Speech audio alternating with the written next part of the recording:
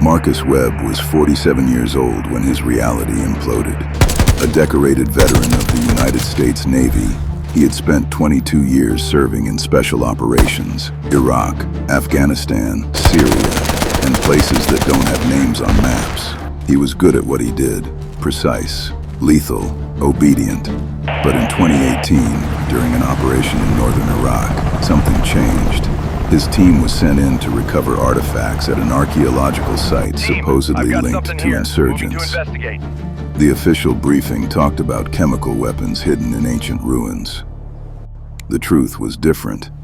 They found an underground chamber with intact cuneiform inscriptions. Clay tablets laid out as if someone had just stepped out of the room, and in the center, an object, metallic, geometric, impossible. Marcus touched that object for less than 3 seconds before being pulled out of the chamber. Ark, no! Get off me!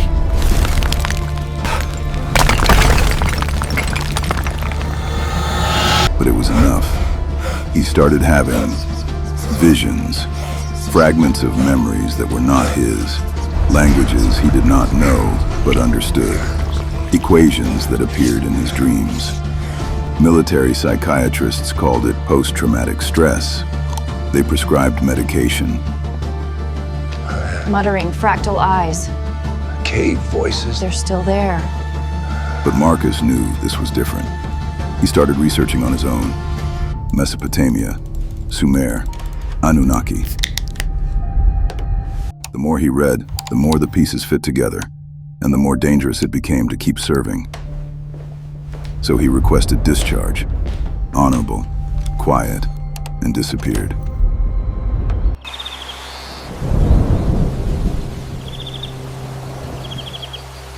Six months later, Marcus was in Acre, Brazil. Not by accident. One of his recurring visions showed a dense forest, a dark river, and a voice repeating a single word. Nixie Pie, the medicine of the serpent, Ayahuasca. The ceremony took place in an isolated Maloka, 3 hours upriver by boat. The shaman was a Yawanawa man named Raimundo.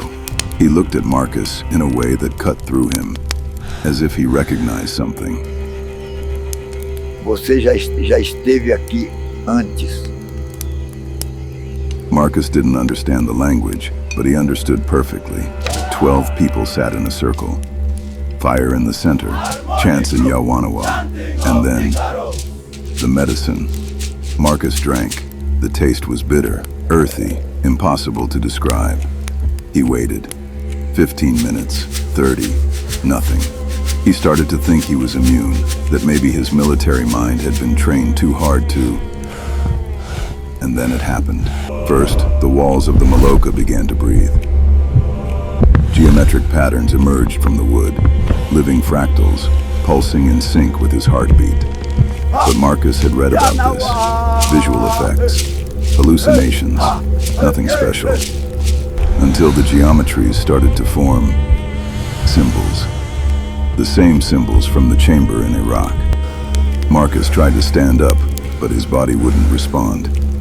The Maloka vanished. He was somewhere else. A desert under 3 suns. Crystal structures rising as far as the eye could see. And in front of him, beings, tall, luminous, unmistakably familiar. One of them approached. It had no mouth, but Marcus heard its voice inside his own mind. You have been chosen to remember. The veil is tearing. They know you touched the fragment. Marcus wanted to ask who they were, but the being continued. Your species was seeded 432,000 solar cycles ago. Project Genesis. We modified their local primate, gave it rationality, language, self-awareness. But we also limited it. You were not supposed to remember. The code was inserted so you would forget. But some carry the original sequence. You are one of them. Reality shuddered. Marcus saw images overlapping. Ziggurats in Sumer, pyramids in Egypt, temples in South America. All of them antennas, all of them connected to an underground network of crystals and frequencies. And then he saw something that froze him in place, himself, in another era, wearing different clothes, different skin, but the same eyes, the same essence. You are repeating a cycle until you remember completely, until you break the loop. The desert disappeared. Marcus was back in the Maloka, vomiting violently. But it wasn't just physical, the purge. It was existential. When he finally raised his head, Raimundo was at his side, smiling. Você viu os criadores, eles te mostraram o protocolo Enki. Marcus froze. Enki. He knew that name. From the Sumerian tablets. The god who created humans. The god who disobeyed the other gods to give us knowledge. Do you know that name? Enki. Raimundo pointed to his own chest, where he wore a tribal necklace. Marcus looked closer. It was the same symbol, from the chamber in Iraq, from the visions, an eye inside a fractal. Marcus spent the next 3 days in the Maloka, talking with Raimundo. The shaman told stories his lineage had preserved for generations. Stories about the star people who came before, who taught medicine, astronomy, agriculture. We receive this knowledge from the stars, a gift for all. Who mingled with humans, who built cities that were later swallowed by the jungle. Why does ayahuasca show me this? A planta é uma antena, ela desativa o filtro. The filter that was placed in us. When you drink, you access the original network, the non-local consciousness, what your scientists call the quantum field. Marcus remembered something he had read in his obsessive studies. DMT, dimethyltryptamine, the active component of ayahuasca, naturally produced by the human brain, released in large amounts at 2 moments, birth and death. It's an access code. Raimundo nodded. Exactly. But there is more. Tell me, Marcus, do you know why they sent you to that chamber in Iraq? Chemical weapons, insurgents. No. They sent you because someone, at some level of your government, knew what was there, and knew that you, specifically, needed to touch that object. Marcus felt his blood run cold. That's insane. Raimundo picked up a wooden tablet carved with symbols. This pattern here, do you recognize it? It was identical to one of the symbols from the chamber. My people have preserved this for 800 years, but this symbol is over 8,000 years old. Found at Göbekli Tepe in Turkey, the same region as your chamber. Coincidence? Marcus didn't believe in coincidences. Not anymore. There is a network, Raimundo continued, of awakened people, spread across the world. Scientists, soldiers, shamans, monks, all who have touched fragments, all who have drunk the medicine, all who have remembered. A network for what? For when the veil falls completely, when the frequency of the earth changes, when it's no longer possible to maintain the illusion, they will need guides, people who have already crossed the membrane. Marcus was silent for a long time. Who are they? The ones who keep the veil? Raimundo smiled sadly. The same ones who gave you orders your whole life, Marcus. The same ones who build the wars, control the economies, decide what is real on the news. They are not ordinary humans. They are bloodlines, hybrids. They've known the truth for millennia, and their job is to make sure you never remember.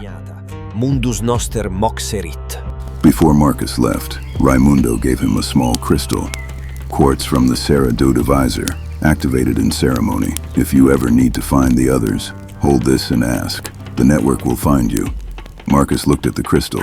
Inside, a familiar pattern pulsed softly. A fractal eye.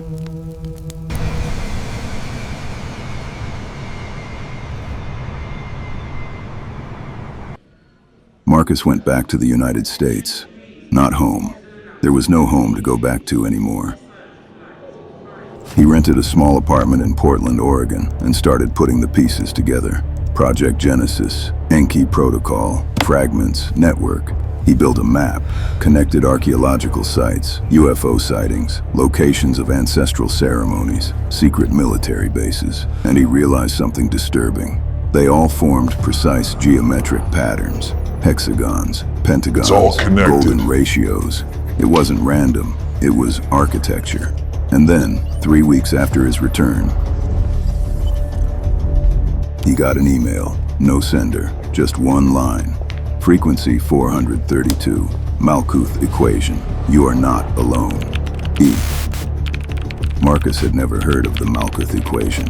He researched it, found obscure references in Kabbalah texts, something about the fundamental structure of manifested reality, and 432, the number from his vision.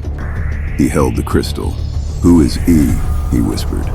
At that exact moment, his phone buzzed. A new email, an attached file, encrypted, PDF, password, ENK-I-432-Genesis. Marcus opened it. It was a leaked document from a classified DARPA project. Project Chrysalis. Objective: map and neutralize individuals with spontaneous activation of unauthorized genetic sequences. On the priority targets list, a photo, Marcus Webb. Containment recommended. No, it can't be. This isn't me. It has to be a mistake.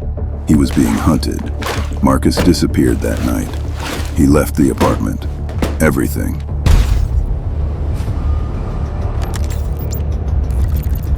They say he crossed the border into Mexico. Others say he went back to Brazil. There are rumors he was seen at a monastery in Tibet.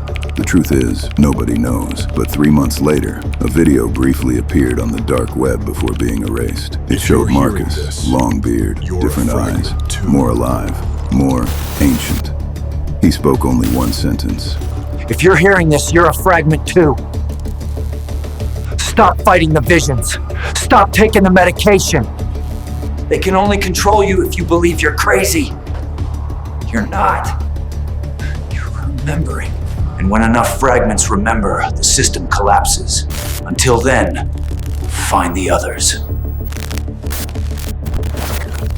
Frequency awakened. Contact imminent.